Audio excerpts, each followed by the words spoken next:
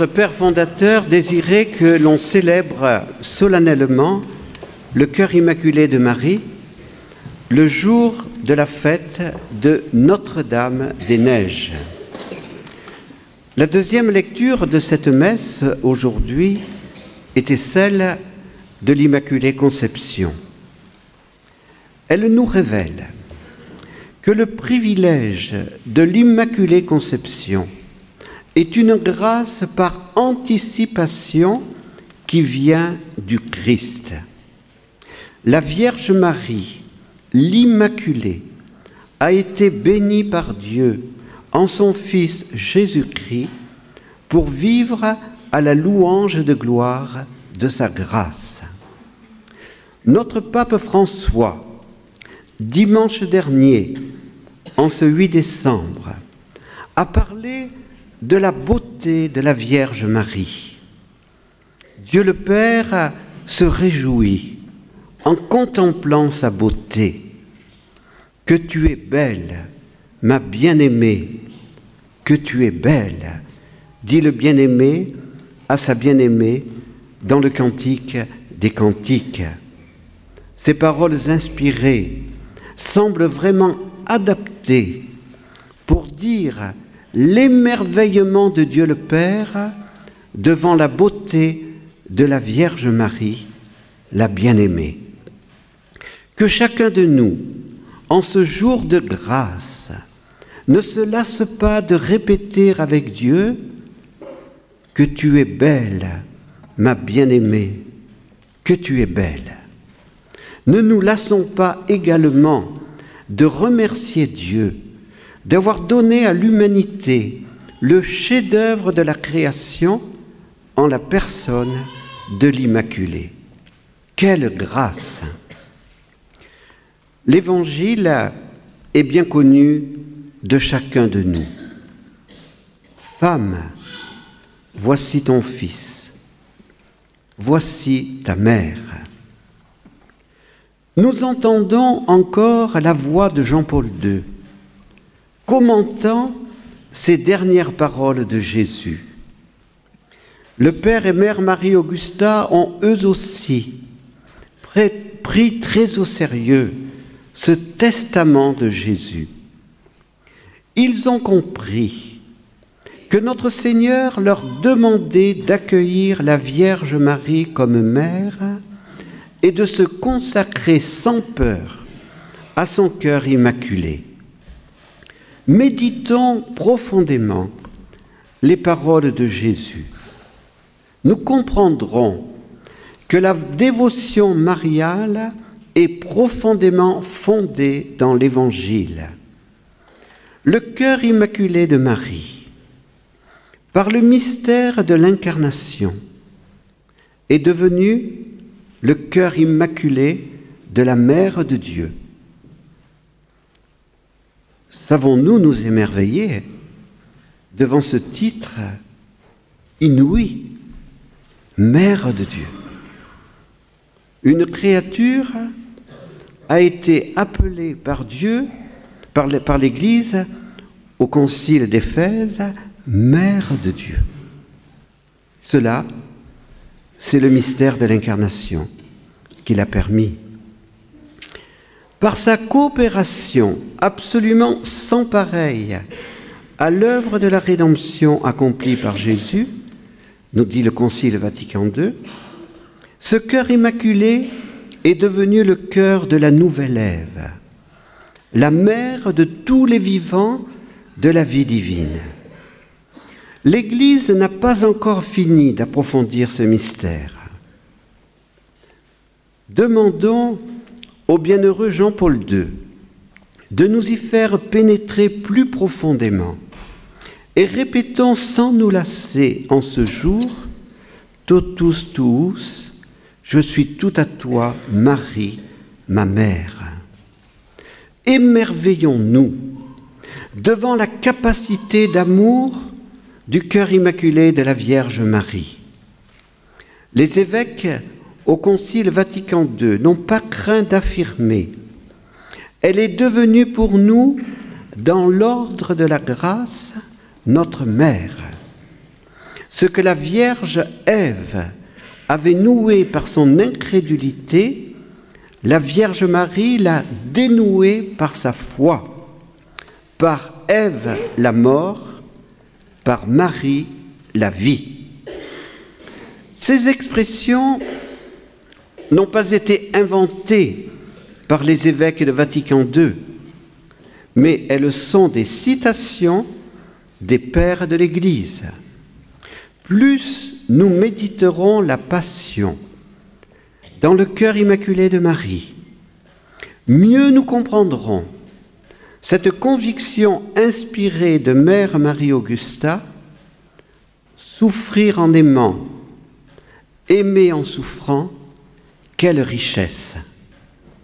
Jean-Paul II, à l'école de Saint-Louis-Marie Grignon de Montfort, a compris cette richesse et a tiré cette conclusion: la mission maternelle de la Vierge Marie précède la mission des apôtres. Cette mission maternelle de souffrance et d'amour, nous pouvons tous y participer. Demandons en ce jour la grâce de savoir prier, souffrir en aimant, aimer en souffrant et d'offrir sans nous plaindre. Ainsi, nous participerons activement à la nouvelle évangélisation dont nous parlerons cet après-midi et nous travaillerons avec Jésus au salut des âmes. La première lecture, enfin, révèle que le cœur immaculé de Marie est aussi le cœur de la mère de l'Église, mater et magistra, mère et maîtresse. Le Père, qui aimait beaucoup ces deux mots, mater et magistra, rappelait que Notre-Dame-des-Neiges est la grande éducatrice de nos cœurs. Les litanies de Lorette la proclament trône de la sagesse. La sagesse divine, c'est le Verbe de Dieu. La sagesse est aussi un don du Saint-Esprit. La Vierge Marie, mère du Verbe incarné, temple du Saint-Esprit, peut bien être dite en vérité trône de la sagesse. Elle nous invite en ce jour au banquet de la sagesse. Venez à moi, vous qui me désirez, rassasiez-vous de mes produits. Celui qui m'obéit n'aura pas à en rougir, ceux qui font mes œuvres ne pécheront pas. Ne nous contentons pas, en cette solennité de Notre-Dame-des-Neiges, d'admirer le cœur immaculé de Marie et de lui répéter sans cesse « Je suis tout à toi », mais prenons la décision de changer de vie. Prenons la décision de vivre selon la sagesse de Dieu et non plus selon l'esprit du monde, la mondanité, l'esprit du démon. Ces mots viennent de notre pape François. Et notre pape François a été très énergique à Assise. Comme par hasard, les médias n'ont rien rapporté de ce que le pape François a dit à Assise. Alors bien évidemment, on rapporte telle ou petite phrase qui les intéresse, mais Assise, omerta complète. Et qu'a dit notre pape à Assise? Il nous a dit: de quoi est-ce que je veux que l'Église se dépouille? De quel dépouillement je veux parler? Je demande à tous les baptisés, et d'abord à nous les prêtres, vous les consacrés, et tous les laïcs, de vous dépouiller de la mondanité. Et il a dit, la mondanité, c'est un cancer qui nous menace tous. N'ayons pas peur. Un tel dépouillement ne nous appauvrira pas, mais nous enrichira. Le cœur immaculé de Marie nous aidera alors à ressembler de plus en plus à Jésus. Le cœur immaculé de Marie était pour saint Bernard le moule dans lequel avait été formée l'humanité de Jésus. Ce cœur immaculé est le moule dans lequel doivent être reformés tous ceux qui sont appelés à passer de l'image du premier Adam à l'image du nouvel Adam. Voilà l'éducation des cœurs, la mission première des apôtres de l'amour.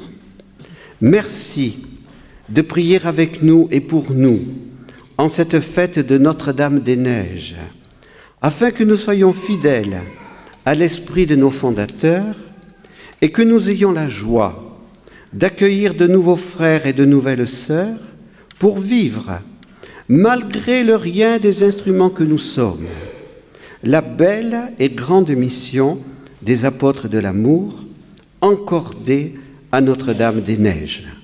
En retour, vous pouvez compter sur notre prière. Alors oui, ecce, me voici, fiat, qu'il me soit fait, magnificat, dans la joie et l'espérance, avec le cœur immaculé de Marie.